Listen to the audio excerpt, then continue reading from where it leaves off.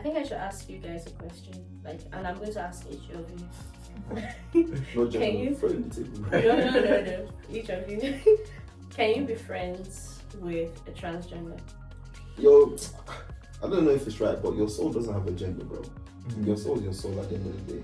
When we go to when rapture happens and stuff like that, we're not gonna be doing our gender won't mean anything really. So when you look at someone that's transgender, just look at this. Them as a soul, That's actually a very valid point. Hi everyone, you're welcome again to Couch Talk. My name is Sinmi, this is Tosin. Thank you so much for everyone that has tuned in since we started this. Why is that Well, thanks to everyone that has tuned in since we started. To everyone that hasn't subscribed, please don't forget to subscribe, like, share, let us know what you think. Today we have a guest on the show, and is a dear friend. His name is Faith. Faith is why are you clapping? Let us clap. I have to appreciate myself. Well, Faith is an engineer. He is a colleague. See, okay, engineer. Are you not an engineer? Yeah, it's what I studied. Well, and he's very intelligent actually. You would find out as we go into this. Today we are looking at a topic that is very, very dear to my heart. Yes, I would say it that way. I didn't know that. No. It was. It is. It still is. Yeah. The topic for today is identity crisis.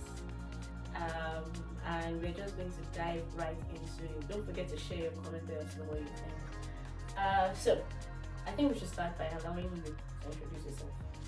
Since Yeah, you really introduced me already. no, but you were looking at me somehow. I know Faith from Rochdale. What else did they know? Pastor, evangelist, prophet, husband and one wife. See, this is the part where you get to show yourself. I'm not deep, nothing, just Faith in it. Just Faith in it.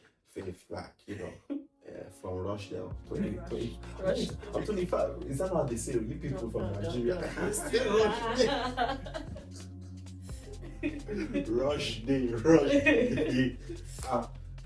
What else? Yeah, 24, 30, 25 next month. Come on. I'm having a party. Well, so you're not taking us out? No, I can't. I just don't. I'm surprised though. Like, I'm not like set up a big meal, everyone come and join. No. What are you surprised about? It looks goofy, like at the time. No, it's not. We have to drag about most times. Oh really? Yeah. I don't know. You're not inviting me. You would have invited me. The last time we went somewhere, I literally had to convince you. Did you? To get you on board before I got the group together and everything. But we're not talking about that right now. My memory is not. Anyway, identity crisis. So I think we should start by defining it. What is identity crisis? And I think I should let Tosin do that before we now go into it and then fix it. Wow. Yes. I'm really surprised. Of course, it should be, for the lack of a better word, I don't know the best way to just put it. A bit conflict in identity. I really don't know too much about it. Okay. A proper definition won't suffice at the moment, of course. I think someone else could just go for it. So, well, you're someone else. No problem. Like you said, there's a conflict of your person. You don't know who you are, and you don't know what your person is. You can have different faces that they show to each person, or different groups of people. But sometimes who you are within yourself, you don't really know about this. Yeah, so basically we can say that there are two words: identity and crisis. Identity is who you are. Was it 3 words? Sorry.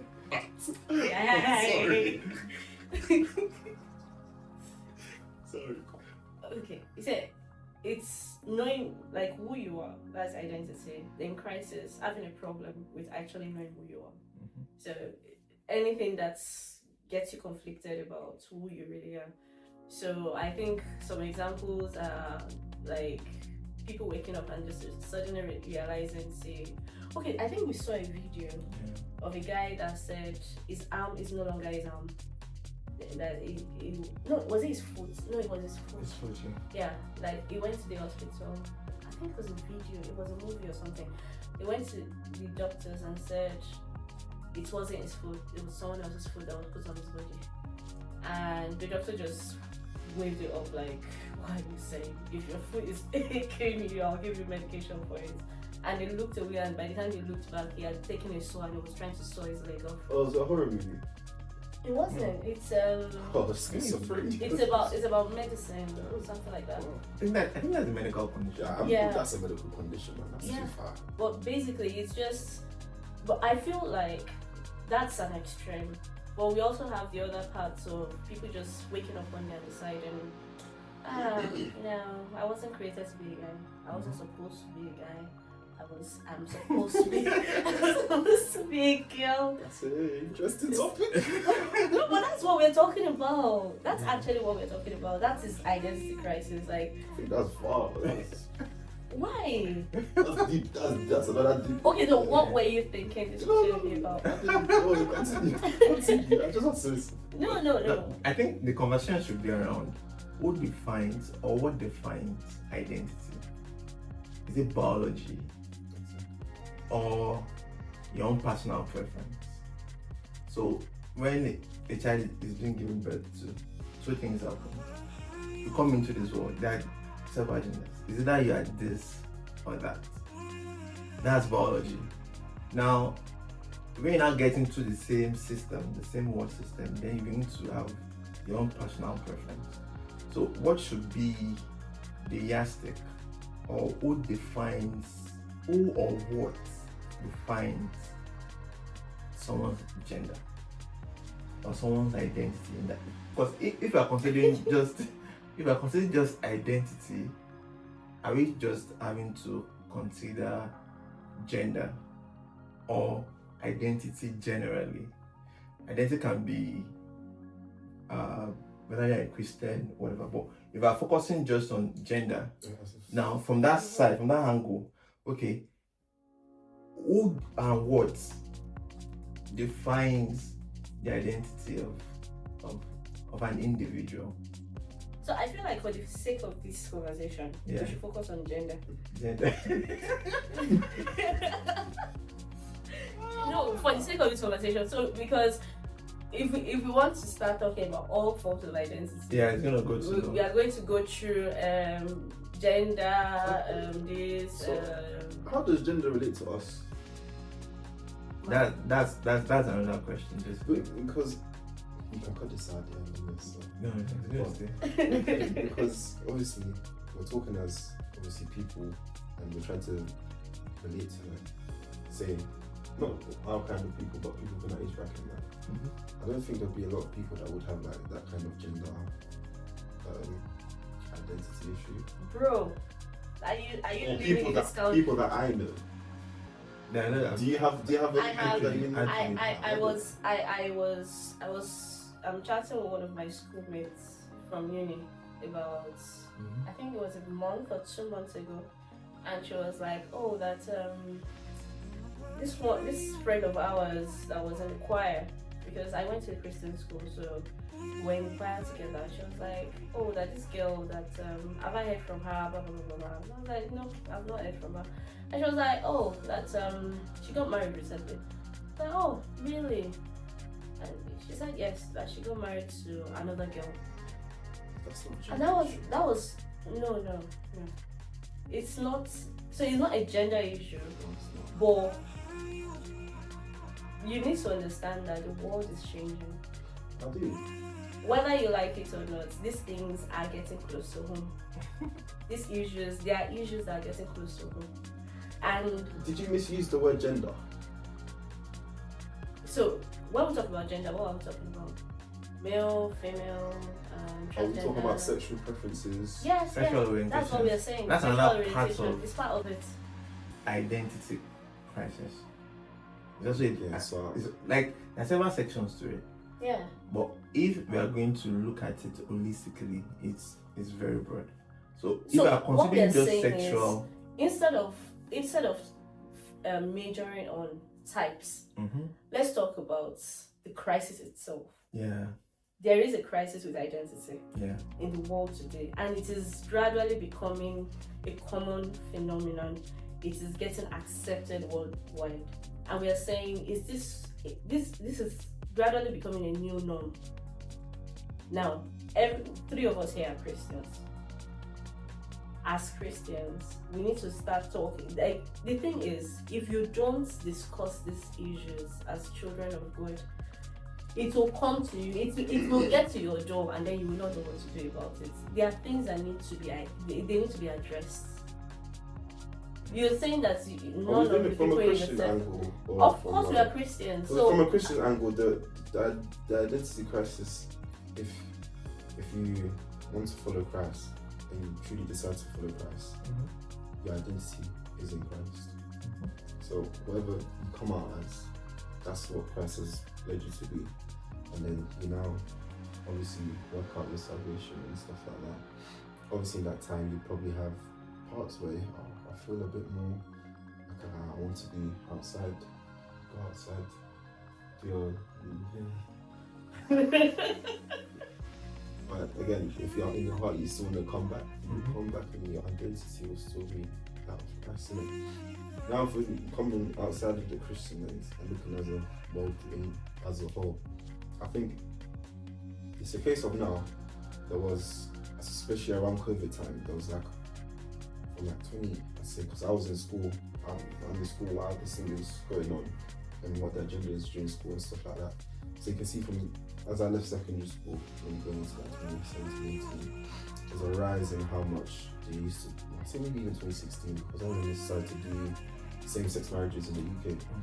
So I think it was slightly before that, but then there was more like legislation for that kind of thought process. There was more kind of support, and then I guess what really pushed it as well, social media, because social media became massive, like compared to when I was 12 years old, when I was 13, everyone was just on Instagram, Snapchat, BBM, stuff like that.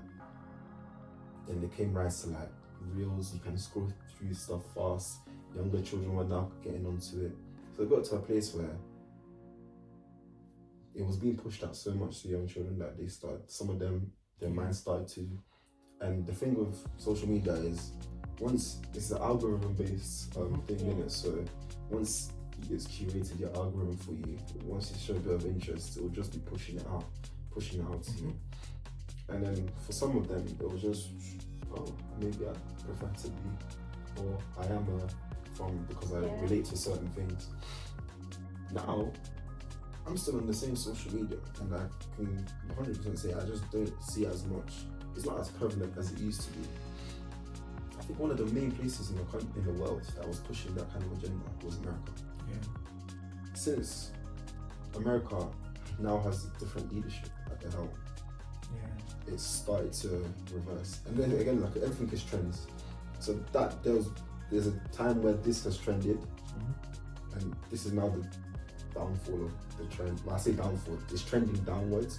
Now you have more people coming out saying, gender reassignment surgery, because you don't know whether you're going to. Again, if you feel like you have any gender problems or you have crises, like, it's your story, it's your thing to go through. I'm not going to be here and like hit you with a hammer and say, you're wrong, even if I believe you may be wrong. It is what it is, you go through what you're going through, but it's just, now people are starting to say, maybe you should take a bit more time. At the peak of it, I'd say that people are being like, doctors were quick to say, let's give them this, these hormones, let's give them testosterone, let's give them this and that.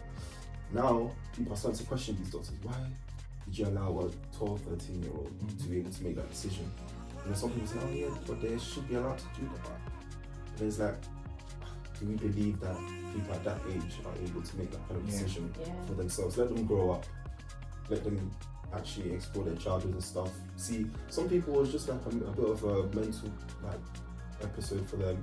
and people have said it. This is not like my words, in it, but this is what I've seen online and stuff like that. So that's what I'm saying with the gender crisis thing. It's like obviously people have problems, people have issues, but I don't think it'll get much bigger than it is at the moment, because I think it hit its peak already, and I think there's a different agenda being pushed out now. Never say never. Never say never. The leadership can change again. I'm not saying it's not the leadership that's pushing because it out. do you know that a lot of when we were young, when I was younger, movies like Disney movies and all of that never used to have same-sex marriages. They never used to. But now you see gay movies on Disney. You see it's still being pushed. That's what I'm saying. Yeah, like I said, you see more of it now, but because it's not. Sorry, No, go. I don't think it's the main agenda. Obviously, maybe I'm going into like conspiracy theories, but looking at the whole way the whole world is working, you can see presently Trump has just made that something of peace or whatever, where a lot of countries are coming to one coalition, and I think the current agenda in the world is gone from moving society to where certain things are okay, because that was pushed. It was at first okay, not in a bad way, but it was women's right. Women can do what they want. People can. Then it came to people can do what they want. People can dress how they want. Then moved to gay, and they went from just gay lesbian to all sorts of genders, right? And I think that's the peak. You can't go further than that, really and truly, in terms of this identity. See, You can't. I won't be surprised. See, as it is, it's like nothing can shock me anymore. I think I saw a video where a lady said she's now a tree or something. Yeah, but that's part of that's what I'm saying, that's part of the peak. A woman got married to a blanket. Men got married to cars and words. I'm sorry. The exhaust. They were using the exhaust. It sounds weird. What? Are you serious? And this is years ago. This is like probably even before like the time of where it was. Okay, now for real, do you feel it's What do you think is the cause? That's what was first, right? I think it's demonic. Yeah. I think it's all part. I told you. It's okay, this is what I'm saying. It's part of the agenda. It's this. Well, that one is too much. And then there's people who have. What were they using the exhaust for? No, don't go there. Do you know what the exhaust is now? Yeah. That one that blows smoke from the back. It's just like a hole like this. A hole. So the whole like. I don't know what he was doing with it. I don't know, but I think he was smelling the fumes. Yeah. I don't. But this is a long time. This is even before. But like I said, it's all. If I look at it from a Christian lens, isn't it? If I look at it from a Christian lens, isn't it?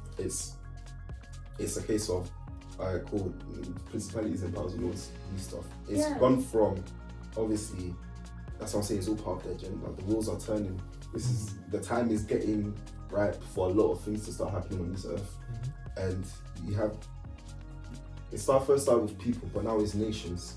It's gone from people as individuals, societies, cultural values, but I feel like it's done. It's culture, values, morals in this day and age it's been absolutely like it's not important.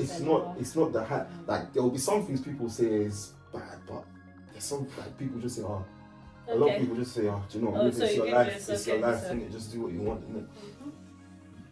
Now it's moving to nations. Like, how can we strategize these nations to now move into a position for whatever the final? Again, we don't know what God is planning, but this is where it's coming to. Why is Trump doing what he's doing now? Why is he threatening to take over places? You hear of war, rumors of war. It's coming. It's all coming. The gears are turning. So. Even though it may not happen now, it may take as long as the gender thing and the cultural thing takes 20, 30 years. say within the last 20, 30 years. It might take another 20, 30 years, but the gears are moving 100%. Okay, that's just my belief though. Which is why I say in this identity crisis thing, I don't really think gender's the main thing, because I feel like the peak of it's gone past. I think the main thing I would be looking at personally, first of all as Christians, is separating ourselves from the world and from church. That's one problem a lot of people have. They show this face to church, and they show this other face to, you know, work, friends and family. But then also, if you go away from the Christian lens, you have there's this face at work, there's this face at home. And obviously it's natural, but some people kind of get confused with it. What do I bring the anger that I had in work home? Some people bring the anger they had from home work. I mean, it's stuff like that where I kind of think maybe, and then it gets deeper and people generally it gets to a point where some people become schizophrenic and stuff like that. Like I said, there's always an agenda, and it's a game of power, because I feel God has an agenda, the devil has an agenda, and there's this contention for the soul of man, and Christians are probably diverted, or we've lost focus, but the bad guys, they are really intentional about it. Because if a home is distorted, if I could declare to be this and I'm getting married to, in my own context and the same, my gender, there will be no procreation, sort of. I don't have a womb, I can't carry a baby. So that's like an alteration in, the devil is trying to play a long-term game, while most Christians are just so what do you feel will be should be the response of Christians to this? Before we go there, we also need to look at some of the other causes, because yes, we have talked about the spiritual angle, but the truth of the matter is society. There's also it's a lot of things. So if we had someone watching this now that is actually going through that kind of confusion, yes, we've talked about demonic, but the person also needs to know, okay, say there are some factors around you that could be causing this, apart from demonic angle. It could be a mental illness.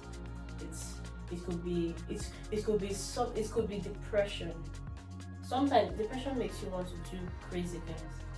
Can I ask you a question? Yeah. Now, sincerely, no, you're the lady here. Have you ever considered being a man based on your experience as a lady? Yes. Really? Yes, I have. Like you. But the thing is, I think everyone woman does. when I grew up, I was in Nigeria, not here. If I was here, I most likely would have considered doing something more. But I grew up amongst boys. I had 2 younger brothers, and I was very stubborn, and my parents were very strict. And at some point, I started thinking, maybe if I was a guy, they would treat me better. Maybe sometimes I'm not allowed to step out. Like, you know, the protection on the girl there is more than the guy. You're not allowed to go out. If you go out, everyone is watching what time you get back, and then when you get back, like there's always a lot of you can't have friends like you want to, unlike the guys. My brothers were allowed to do anything they wanted, but you have to do. So at some point, I started thinking, this is interesting. I mean, I wish I was a boy, but then it never crossed my mind that it was a possibility. But you know, now it's being pushed out to the children. So if it was pushed to me at that time, if I actually saw a video telling me, say, you don't have to be a girl. The fact that you look like that does not mean you're a girl. You could be a boy in a girl's body. Honestly. I mean, honestly, there's growing up in Nigeria. Obviously, growing up, a lot of people moving from Nigeria are still giving birth to children here and still behaving the same way they would have in Nigeria. So, and the same thing is still getting pushed out to them. I don't know. Yeah, but your upbringing also affects. A lot of these things, it doesn't affect Africans too tough. upbringing. I was talking to one of my junior friends. I call him junior friend now because of what I want to say about him. We're quite close, and I was just asking him about something. I was like, so you are almost 18, you are a teenager, right? You're almost an adult. What's your plan? Are you, because I try to have these conversations with younger friends just to know where their thought process is at, where I can come in as Auntie Sinmi, you know, that kind of thing. So I was asking him, are you planning to get a girlfriend? Because my daddy would kill me. You know, I was proud of him. I was more proud of the dad because there's this, even though you know, sorry? How old is he? Is 15 thereabout. So it's not, everybody knows his dad will not kill him. I'm sure he also knows. But then the upbringing is there. Yeah. Let me be honest. The upbringing is there. Some of us, 15. We were still saying the same thing. You know, my dad will kill me. No, but the thing is, even if you had one, like, okay, till I was 20 something. till I was in my 20s. Anytime, even when I had like relationships, I remember reminding myself over and over again, if I do anything and I mistakenly get pregnant, I am in trouble. And that's kept me on a leash throughout. No matter how wild I might think I am, I still had that thing that was drawing me back. Even when I got to the point where I was like, what's there? I was still thinking about But you were smart. Exactly. So there's always that African I don't know, that African training that just holds you back. And I think that's what helps a lot of African kids. Or aside that, we need to know that there are all kinds of factors. Well, the factors don't determine you. You still have control. You just need to exercise that control. You shouldn't allow whatever you're going through to weigh you down. I think we should now go to how we should react. like how proactive. I saw a post on Instagram about a church that actually welcomes people with mixed identities, and they don't just welcome them, they sing songs that more or less glorifies it. I don't know how to say it. Like encourages it, makes it look as if I saw the video. makes it look as if even Jesus was gay. I've seen videos of them saying even Jesus was gay because he had. That's not how we combat it. Sorry. That's not how to combat it, Sha. Yeah. So I feel like there's the extreme, and then there is also the lackadaisical part. So I think we need to discuss that. Like, how should we react when we see someone who is going through what we think is a crisis? Because at the end of the day, it's what we think. If you see someone that seems to be different, because that's the word, that's how to describe it. Anyone that was different, Jesus still approached them the same way as he approached the disciples. It's, you know, how it's just simple. Kindness can go far in it. So a lot of people don't know. Kind words go far in it. So just treat them like you'll treat any other person you meet for the first time, really. Obviously, you pray for them in private. Some of them, they'll be a bit like, yo, they'll be very defensive if you mention anything about it. Whereas others, they might be open to talk about it. Just depending on who you. It's person to person thing, really. But as a whole, Christians, all they can do is pray about it, really. Can't really do much more than pray about it, and then offer spaces for people to learn more about Christ. You don't want them to learn. You don't want them to learn. Let's just say, "Oh, you're a Christian. You should hate this. You should hate that." Tell them, teach them what Christ likes, what Christ's nature and stuff like that. and through the teaching of Christ's nature, hopefully you hope that they understand, okay, maybe, or they have their own revelation that, oh, okay, maybe what I'm doing right now is not what God wants me to do. Then you hope, then through that way, that should hopefully work. But I mean, a big problem of the church is there is a big thing growing up, especially African church. It's not the African, in fact. American, those churches there too, they have their own problems in the South, innit? Yeah. Where we hate girls, we hate everything to do with that. Nigeria, I heard that if they heard that you had sex with someone or someone, they'll put you at the back, say this person, everybody don't speak to them.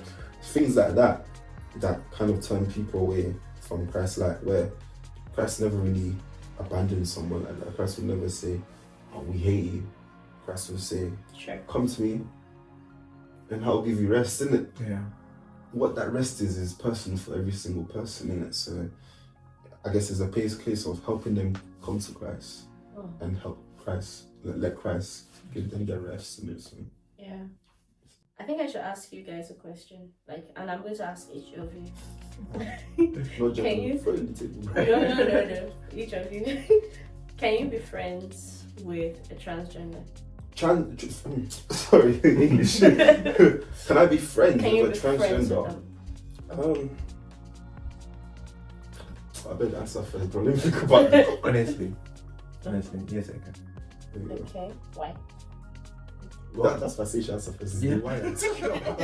First of all, they are first human, and that's just basic. So, if you are human, I'm also human. No matter your gender preference, I should love you as an individual first. So that would be the basis for anything. You could do your parole, you could be on your. So from there, you could push the conversation further, but basic. So you can be friends with them. What about you? I'm going to ask another question, but I feel like it just depends on what type of person they are. Obviously, if they're like a chill guy or girl person, I don't know what they want to do, but to chill with, I guess, when I say chill, I probably won't be chilling them much, but you can have a good conversation with them. I would never shy away from a conversation with a transgender person. But yeah, I don't know how far we want to take that friendship, but it will just be a case of guidance to see what's needed. In terms of me pushing Christianity, then obviously I'd mention it and stuff like that, see what happens, try to have them conversations. But if they're pushing back, if they're like proper no, then fair enough, it's a no, then you can't really do much. At that point, you still need to look at yourself as a Christian. Okay, do I want this kind of person around me if they're really against what I'm for? But then at the same time, you can still keep them around, still talk with them. That's one thing. I've never shy away from talking with a transgender person 100%. And then if it does develop more than that, because again, a transgender person is still intelligent. Sure. Well, depending on the person, some people are not intelligent, but they still have intelligence to a certain extent. I've worked with one, you still have to work with them really and truly as a person. So like he said, they're still human at the moment. But where does the scripture, do not be unequally yoked together with an unbeliever? Where does that come in? I mean, that's where we talk. That's where we talk about. Like I just said, if you are Christians die, and you're still trying to drag them as friends, that's unequal. That's being unequally yoked. If it's somebody you can have a genuine conversation with, and you know that they're not going to be stupid about it or anything like that, then that's okay. Like unequally yoked, people use it anyhow. But that's where I'm going. They use it anyhow, and I guess it's a case by case thing, you know, because I forgot who is in the Bible, but God allowed one guy in the Bible to marry a prostitute. Yeah, that was I think Hosea. That's it. And you know, in this day and age, some people say, marry a prostitute, that's unequally yoked. OS, someone that can shout it. But you don't know what plan God has for you through that person, or what God has planned for you to do for that person, innit? Yeah. So yeah, just because some people say, oh, you have to marry someone as a believer. Obviously, preferably, we want to as Christians, but at times we don't know where God is taking us and stuff like that. So yeah. I think one thing we need to understand is someone with a crisis in identity as a crisis, and the truth of the matter, whether they know or not, the fact that you know that okay, this person has a problem. It's just like when you see someone with a mental ill health issue, the person that has gone like really like advanced in that. Most of the time, that person doesn't know. The person says things and all of that, but you that you're relating with that person, you know that. But you can't, because the person has a crisis, decide to stay away from the person. If there's something you can do to help, as long as you're protecting yourself. Because you also need to understand that you need to protect yourself also, because you are important. You are just as important as that person is to God. But we need to understand that Jesus died for everyone, including that person. So we should show love to that person, but we should also make sure that we are protected. I don't know if you guys understand. Yeah, there's only so much you can do. Yeah. I said there's only so much you can do for a person. Yeah, but I've met some transgender people that are actually quite sweet. Like the way they talk and everything. They're really sweet people. They are terrible ones, but there are some that are actually sweet. At the end of the day, they're just humans. Yeah, but this is what I'm saying. They're not some that they're not going to be sweet and stuff like And that. if they felt, if they knew that, if they felt that they were wrong, they would probably not be doing what they're doing. Well, that's relative, though. Yeah, That's relative, isn't it? because I don't know. I It's a lot of. It's a lot. That's what I said. This gender talking. It's a lot. Some people do it for the ground. Yeah. Some do it for the ground. That's insane. no, that one is weird. I'm talking about people that are weird. genuinely. Why some they just want, and foundationally, one of them that I had a conversation with back then at home, I think he was like, I'm busy. I'm like, okay, I'm actually surprised the guy. Okay, why did you consider it? Like, don't worry, you won't understand. It didn't really go into, it didn't even tell me anything. So foundationally, there might be that trigger. That's why I asked you that. Have you ever considered? How would you like? I've heard of pastors' children that actually. Yeah, that's a lot of trouble though. Yeah. Yeah. Because people, that's just kids, they go for a lot. Yes, we do. We do. So like foundationally, it's trauma. I'm probably having to see the whole feminine hormonal regulation, all of those things. Like, I'm not cut out for this stress. I'd rather choose this. That was why I asked initially that who determines the gender? Is it like your biology, or is something you just walk into? You make your choice in between the preferences and feel okay. I think I like this one. Let me just switch. What's your answer to that question, Seth? Like, you only three questions. What? No, definitely just. He answered already, no? Yeah, he has. Yeah, so what do you think? Right. Yes. Well, You that is the question. It's really, it's biology. I think it's biology. Apparently, you have the X chromosome, like. If you are unborn, there was I think there's a video I should forward to you. There was I think it was a parliament or something, and they were having a conversation with a OBGYN. Mm-hmm. What they call them? What's obstetrics and gynecologist. Gynecologist. And they were asking her that, okay, based on science and biology, can a man get pregnant? Oh, that video from America. Oh, you saw it? And she was just trying to skip past the. And she was like, I cannot. I was like, Madam, answer the question. Just answer. It is very straightforward. Yes or no. But I was like, I don't know. Like, I can't even imagine what kind of trauma you have to have gone through for you not to be able to answer that very simple question. I think she's just been wired a certain way. No, I think follow a script. I feel like she's a woman. She knew the answer. It's just. I feel like some people are in the background that have told her that, see, you cannot answer some kind of questions. You have to. Some people have to just save their career. Yeah. I mean, at the end of the day, it's you have to be wise with what you answer. You can't just because I was listening to a podcast. People say this, but always know I'm listening to a podcast. But was it a podcast or was it? It was a sermon, and how was it Pontius Pilate that was asking Jesus, "Are you the King of the Jews?" But he never directly answered.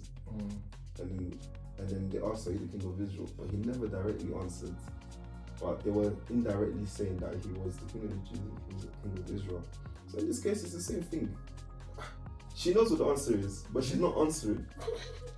She knows that everybody knows what the answer is. She can't ask, you have to be wise with it. Even the person asking the question too, he was going somewhere and she knew where he was going. So she was making sure he doesn't get there. You have to find ways to save your career. Oh my god. But I mean, with this is why I'm not too bothered about this transgender stuff. And as long as you, like, if you raise your child up well, they shouldn't. Yeah, but they the won't thing be. is, sometimes this thing gets to us. Oh, it's simple. That like people, a lot of people let the social media stuff raise their children. No, that's number one mistake. I understand. Okay, that's number one mistake. Don't let these things raise your children. Don't let your tablet and stuff like that. You have to be on them. But a lot of parents don't have the time. Not even time. They're just so bothered about other stuff that they don't really raise their children. Number one. And then what was I going to say? Number two.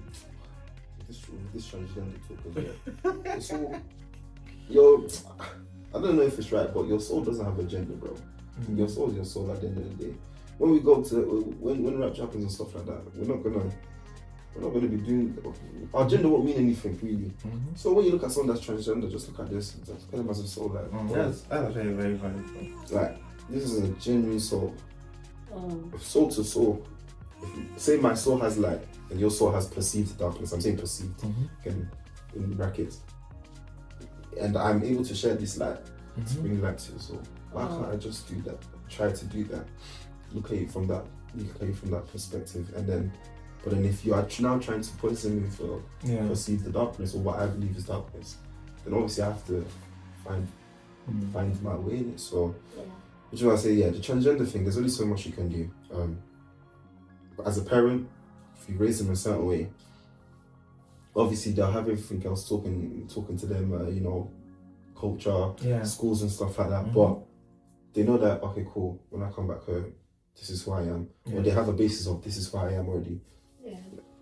It should be alright from there. That's why parents should be part of their children's lives. Yeah. And some parents think they raise children, but they don't. They just give birth, give food and clothes, and on their way. There's a lot of, I think, in this day and age, and this is not even African thing only. This is in general. The way the world is set up now is once you grow up, all your time is spent to make money, to try to live a better life. Not to spend time with your family, not to, build a family unit. Again, which is why I said it's part of the general agenda, innit? Because first, if we go all the way back, it was first killing the nuclear family. Yeah. You've killed the nuclear family now. Okay, men started to get men out of the picture. Started to, okay, now, then it's women can do what they want. Then it's, now men and women can do what they want. Now it's, we're going to have babies everywhere, not look after them. Then it's, these children are now able to watch anything, they're being raised by what we give them. Opposed to, they now spit out what we've given them when they're older.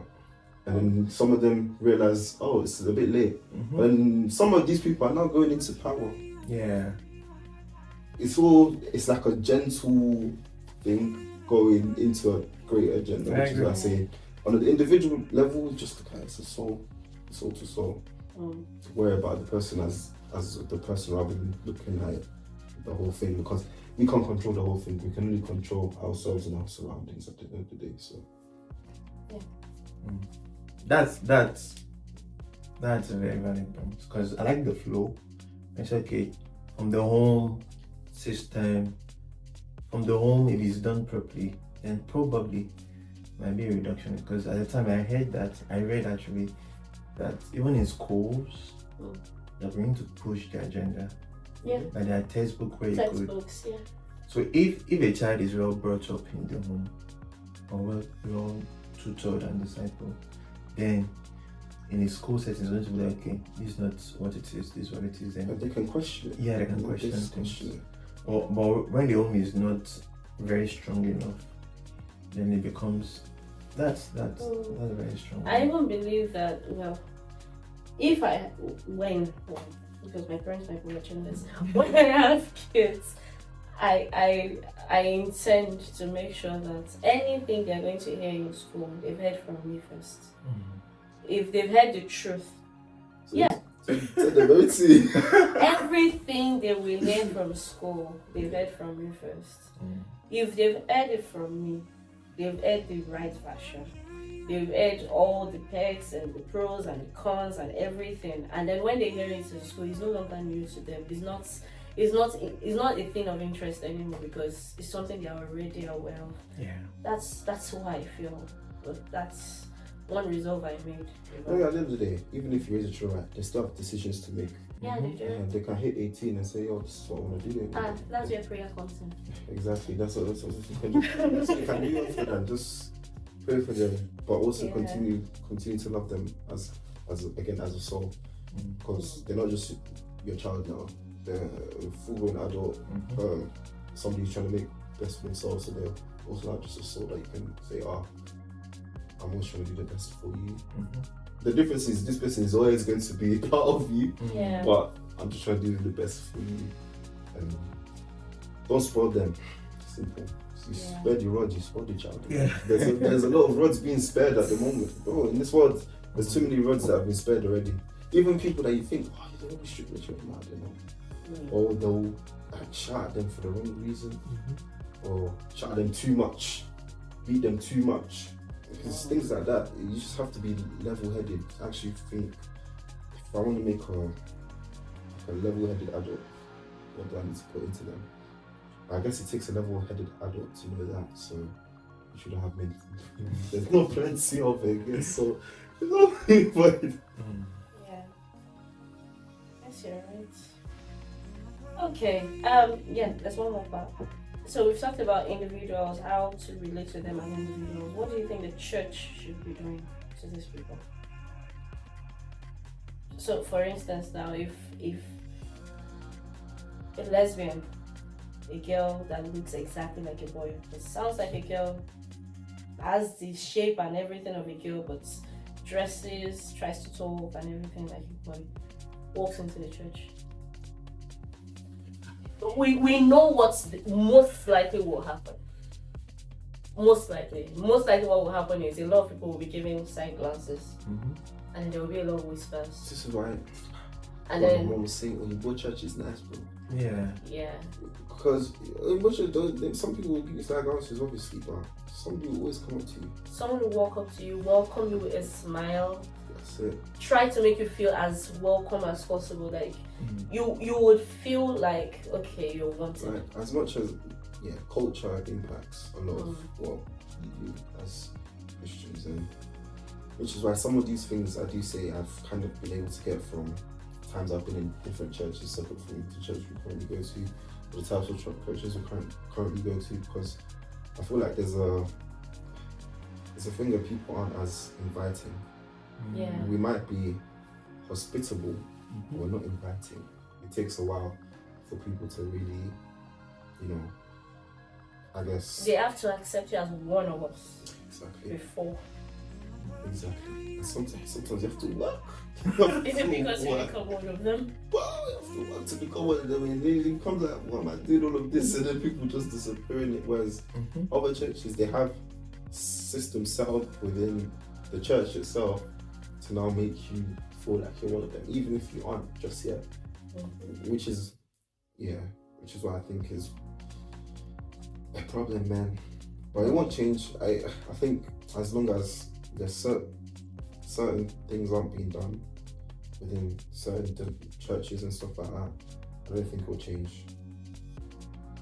They're not really trying to take away that whatever they brought from culture back home. They're not really trying to move it. They like it. They want to live with it. Whereas maybe that's not the best thing.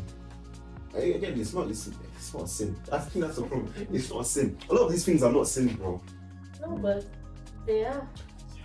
The Bible says that if you cause one of these to fall, it's better for them to tie a stone and put it around their neck. They may not fall. Because the thing is, if I go to a place, I know I am different. If I, someone who is transgender knows they are different. If a transgender person walks into church, they are looking for a way out. They are looking, it's like when you are in the middle of the ocean and you're trying to paddle out and then you suddenly see a canoe. You latch onto that canoe. That's what they're trying to do. That is what happens when they go to church. Most of the time, they are not going there because they are just curious. They are going there because they are looking for help. And when they go into a church and they start getting these side glances and they feel unwelcome, most of the time what that communicates to them is, even Jesus doesn't want me. Yeah, and that just sends them back. There's only so much you can do as a church. Some people, they genuinely some people are, maybe they have stronger resolve and they'll stay through the side glances, whereas others will just kind of leave. I think also the way to approach them isn't like they're looking for help, because that can push some people away. No, we're not saying tell them they're looking for help, but what I'm saying is they are looking welcome for help. Them. Yeah. Most of the time they are there with a motive. They want something. But welcome them and help them to find what they're looking for. You don't have to be so aggressive about it, but allow them know that, see, you have friends here. This is a community you can relate with. These are people that you can approach anytime. Yeah, but it has to be intentional, because like if I use church we go to as an example, it is a bit, I feel like, although it's been open for quite a while, it's still at a place where it's at its infancy, where there's certain things not set in place just yet. Whereas the church I went to in Coventry, like they had something called life groups, things like that, and that's for people our age, right? And then they spread out to like even older people. They had it. They'll go to each other's. They'll meet at certain times in like on a Thursday, 7 p.m. at church. Every Thursday they'll meet. There'll be times where they do think everybody will do something together, but then we time people split into different groups and talk about a topic or talk through a book. General things. Exactly. And then, you just always kind of felt welcome. Someone was always there to invite you. And that's the kind of community feel you want. And to be honest, I think it's, number one, it's very hard for one person to kind of set that up. Yeah. But number two, you also need to know the kind of people that you've put in positions to kind of help build those communities. So within the life groups, who are the people leading it? Are those people really that accommodating, or are they just all good Christians and stuff like that? You can teach a little bit, but is what you're teaching even like really accommodating for someone? And not everything's going to be accommodating. That's being true, 100%. We all know that. Yeah, so something's good to hear your chest in it, but what I learned in Coventry at least is the truth is the truth at the end of the day. But if I can see everything else is accommodating, then the truth starts to hurt a little less, and I start to take it more as the truth rather than an attack, if you get what I'm saying. So I think it's hard because people grow up different ways. A lot of people grow up different ways. Yeah. And with Nigeria especially, bro, that Nigeria place, it frustrates me, bro, because there's so much potential. There's so much potential in that country, but it's been absolutely ransacked. But then I look at the church in that country, as much as there is still the bad eggs, there's something serious going out of that country. 100%. Something serious going out of that country. If it's not out already, really. So, 100%. If it's not out there already, so I don't know. Okay. It's a tough one. Identity crisis is always like this, bro, because there's never really, like, there's not a sure answer. No, there's no There's assurance. no sure But, answer.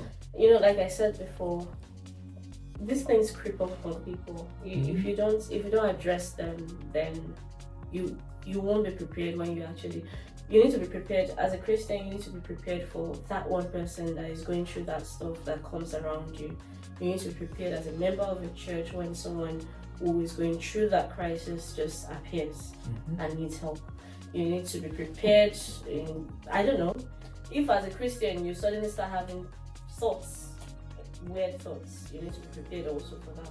You need to be prepared for All thoughts are weird, though. Even that if you sibling. the sister that just walked by says, that's the way.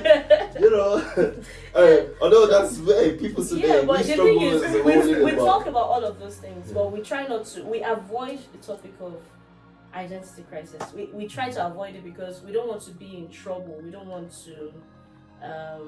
It's not trouble. I think people just don't know how to talk about it. Yeah, we don't know what to think. We don't know what to say. People don't know what to think about it. People don't know how to behave towards it.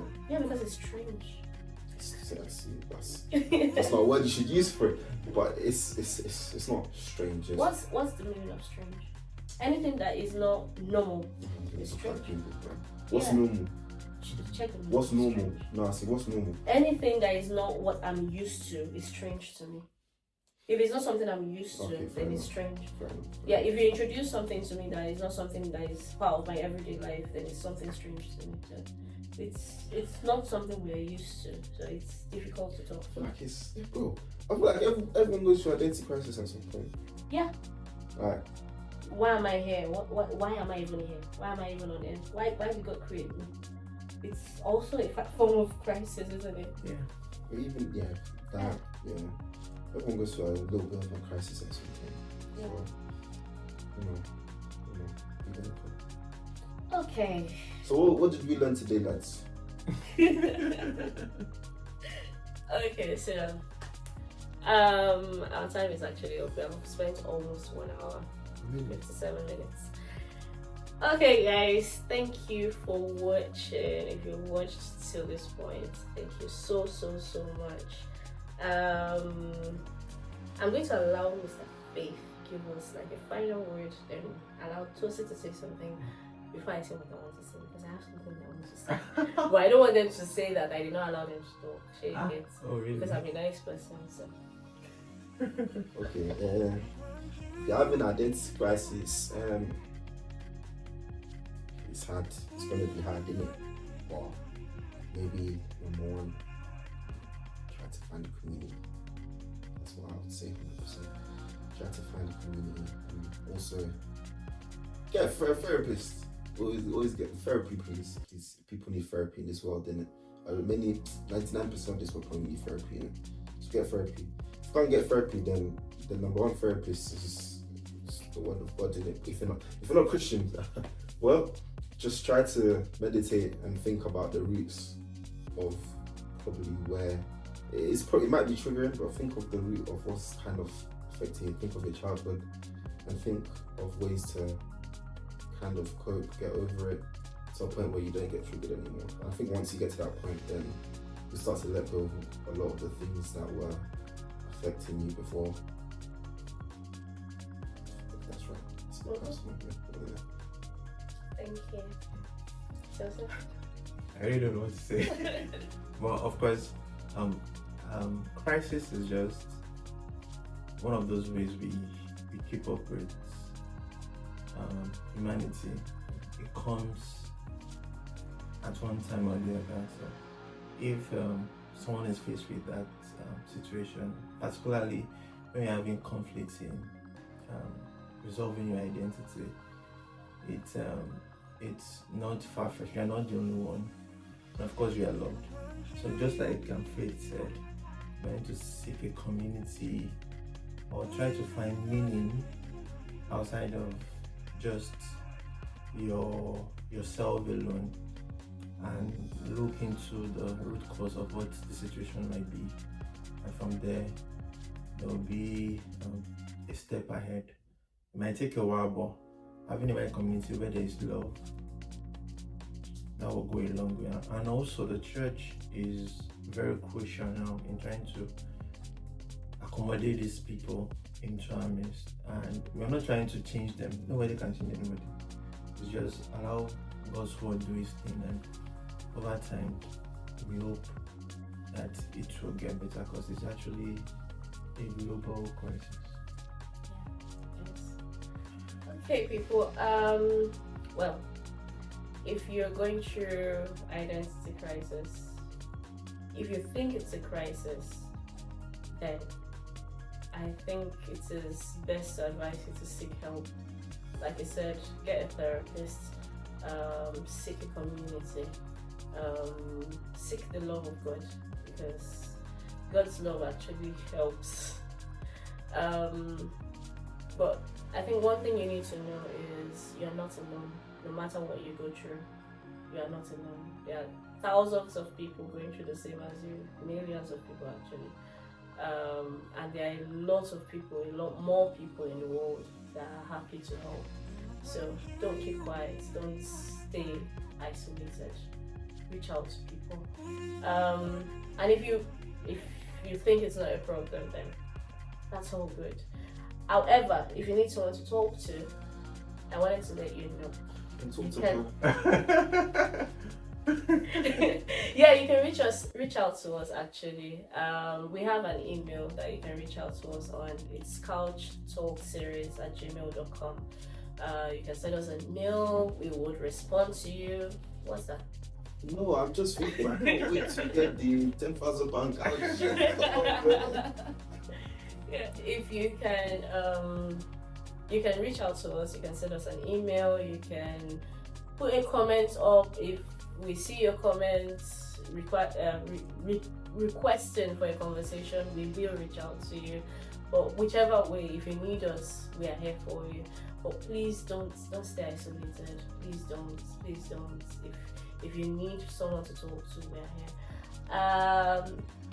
Aside that, if you've watched this episode, if you've enjoyed it, if you have questions, if you have comments, please don't forget to drop your comments, don't forget to drop your questions. Thank you so much for watching again, and I want to say thank you. Like and subscribe. Well, like and subscribe, but thank you. Thank you to Faith for joining us. Actually, this is the second time he's coming. The first episode did not get out. They 5 years. Sorry. I don't know why. No thanks. But want to thank you for coming, and I enjoyed this episode. Yeah. It might not be what you thought it was going to be, but I enjoyed it. It was interesting. I enjoyed it. It was calm. Yeah. It was definitely cats. And it was insightful. Very insightful. So thank you so much for coming. Thank you for watching us. See you on another episode. Bye. Peace. Bye.